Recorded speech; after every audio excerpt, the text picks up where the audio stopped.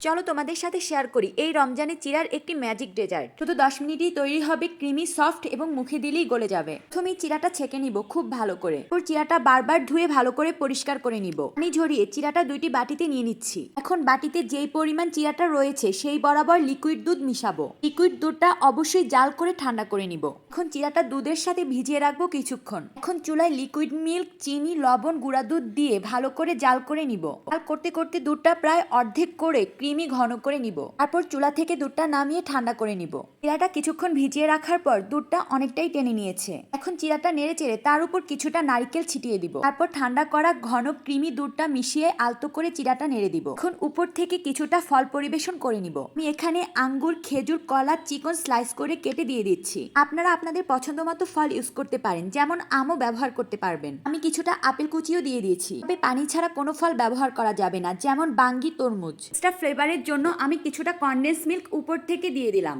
এই তো হয়ে গেছে আমার মজাদার চিড়ার ডেজার্ট। এই রমজানে এটা কিন্তু একদমই মিস করা যাবে না। আপনারা আজই ট্রাই করুন।